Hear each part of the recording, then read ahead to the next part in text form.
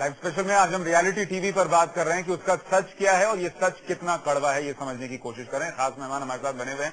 राहुल, हम आपसे जानना चाहेंगे कि जिसका हम जिक्र भी कर रहे थे कि आजकल सेलिब्रिटी बनना इन रियलिटी शोज के जरिए आपको लगता है बहुत आसान हो गया है। आप इन शोज में या बहुत सारे लोग जो है वो इन शोज में आते हैं, मैं जनरली किसी एक पर्टिकुलर शो की बात नहीं कर रहा, शोज में आते हैं, अश्लीलता होती है, थोड़े कम कपड़े, थोड़ी गाली गलौज, थोड़ी मारपीट और कुछ ऐसी हरकतें जो शायद टीआरपी दे दें और उसके बाद आप सेलिब्रिटी हो जाते हैं। देखिए, बात ऐसी है कि अभी फिलहाल आप सब लोग जैसे मेरे शो जो बिग बॉस है उसकी बात कर रहे हो, जिसको एक नहीं राहुल, हम सारे शोज की बात कर रहे हैं, हम बिग बॉस की बात नहीं कर रहे, हम सारे मैं कुछ मुझे पूरा करने दीजिए एक मिनट। तो और जो छोटे ने जो शो कर रहा हूँ पिछले 6 महीने से, जहाँ 6 साल से 14 साल तक के बच्चे हैं जो कॉमेडी करते हैं, जिससे पूरा देश खुश है। मैं जब एयरपोर्ट पे पुलिस वालों को मिलता हूं तो वो लोग खुश है कि 18 घंटे ड्यूटी के बाद वो जाके हंस सकते हैं।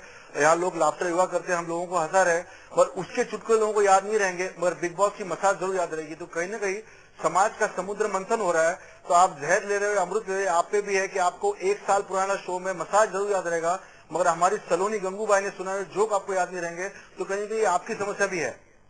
नहीं, लोगों की समस्या है, लोग देखते हैं, लेकिन आपको नहीं लगता इसका मतलब ये है कि अश्लील चीजें ज्यादा इम्पैक्ट छोड़ रही हैं और ज्यादा दिन तक जहन में रह जा रही हैं? ये तो अंदर की भावना है। अगर मन साफ हो तो अश्लील कोई भी चीज हो, नॉन स्टिक हो मन, अगर आपका जिसमें कोई बुराई चिपक नहीं सकती तो आप नॉन स्टिक हो। अगर आप टिके बोले तो आप मन को आप नॉन स्टिक की तरह बनाएं और उसमें कुछ भी बुराई चिपक न दें। जी, जाती रही भावना जैसी, देखी प्रभु मूरत ऐसी, तो वो कुछ वही बात है। लेकिन देखिए, इस बात पे मैं जरूर ये कहना चाहूंगी कि हमें दोनों पहलुओं को देखना चाहिए। वाणी जी ने भी पहले इसी तरफ का इशारा किया था। एक तरफ मुझे लगता है थोड़े से टैलेंट हंट वाले रियलिटी शोज हैं, उनके बारे में मुझे लगता है फिर भी उनकी थोड़ी सी एक पॉजिटिव अप्रोच है, एक सकारात्मक अप्रोच है। आप इंडियन आइडल की बात करें या आप जस्सी जैसी कोई नहीं की बात हुई, इस तरीके के आप एंटरटेनमेंट के लिए कुछ भी करेगा, या इंडियाज गॉट टैलेंट, इस तरीके के जो शोज हैं जो कि दूर दराज गांव में भी कोई एक छोटा सा कोई किसी एक अजीब तरीके का किसी आदमी में कोई टैलेंट है या कोई फोक डांस है, इन आर्टिस्ट को, इन कलाकारों को भी एक प्लेटफॉर्म मिलता है। एक बात इस पर, चूंकि रागिनी बहुत वैलिड पॉइंट उठा रही है दिलीप जी की, ये शोज बहुत अच्छे हैं जो टैलेंट हंट कर रहे हैं, चाहे वो गाने के लिहाज से हो, डांस के लिहाज से हो, लेकिन इसमें भी एक पॉइंट जो आता है जो कई बार लोग पूछते हैं कि ये जो कलाकार चुने गए, जो अल्टीमेटली जीत कर बाहर आए, वो कहाँ है?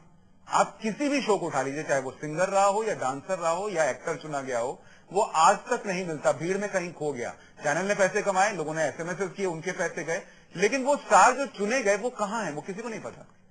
डेंजर यह है कि ये जो सेलिब्रिटी फैक्ट्री जो बन गया है, उस सेलिब्रिटी फैक्ट्री में इतने लोग आ रहे हैं कि हम किसी को अब रिकग्नाइज नहीं करेंगे, और इसी में मेरे ख्याल में एक लिमिट पहुंच जाएगा जहां सोसाइटी ही पहुंच जाएगा या पहुंच गए, पहुंचने वाले हैं कि ये जो सेलिब्रिटीज है उनका कोई वास्तव में कोई वैल्यू नहीं होगा सोसाइटी में।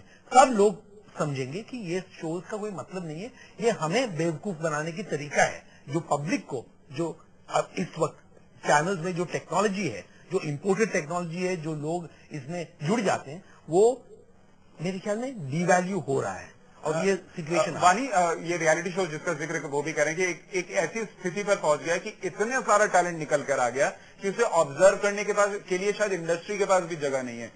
देखो, मुझे ये लगता है कि सुशांत, इस सारे विवाद को इस तरह नहीं देखना चाहिए। अगर भौंसी में बैठा हुआ या भरूच में बैठा हुआ कोई बच्चा अगर कहीं अपने टैलेंट को शोकेस कर पाता है, अगर उसको किसी तरह का प्रतिबिंब मिलता है, वो बहुत सुख की बात है। और एंटरटेनमेंट, मैंने यही कहा, दोनों पहलू हैं, नकारात्मक भी है, सकारात्मक भी है। अच्छी फिल्में भी बनती हैं, बुरी फिल्में भी बनती हैं, अच्छे सुंदर चेहरे भी दिखते हैं और बहुत गंभीर सिनेमा करने वाले लोग भी मिलते हैं और बहुत कमर्शियल सिनेमा करने वाले लोग भी लगते हैं।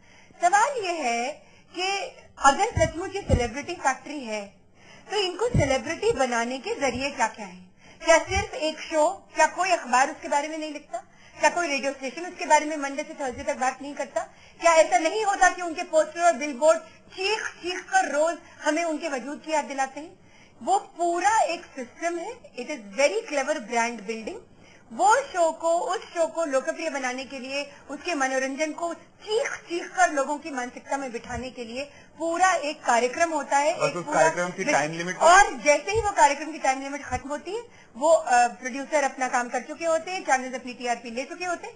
तो मैं फिर वही कह रही हूँ, सिर्फ इंडिविजुअल्स को हाशिए पर मत खड़ा करें आप, उसके आगे देखें कि सचमुच उसके पीछे, पर्दे के पीछे जो लोग पर्दे के हैं, पीछे क्या है वो करते भी थोड़ा समझाने की कोशिश करते हैं। अच्छी और बुरी दोनों तरीके के रियलिटी शोज हैं, लेकिन तादाद बुरे की ज्यादा क्यों हो रही है, क्यों उस पर लोगों का ध्यान ज्यादा जा रहा है, ये भी हम समझेंगे। लेकिन जिसका जिक्र हम कर रहे थे कि टीआरपी या फिर पैसा कमाना, ये इन रियलिटी शोज के पीछे का खास मकसद होता है। एंड प्रोडक्ट जो निकलता है वो कहीं गुम हो जाता है, लेकिन उसके पहले जो वो रियलिटी शो चल रहा है, तो टीआरपी सबसे बड़ा खेल होता है। रियलिटी शो की कमाई का जो एक जरिया है टीआरपी के जरिए, अगर टीआरपी आती है तो ऐड मिलते हैं तो चैनल और प्रोड्यूसर सबकी कमाई होती है। इसके अलावा एसएमएस मंगाए जाते हैं आजकल हर प्रोग्राम में, जिसकी कीमत 3 से 6 रुपए के बीच होती है।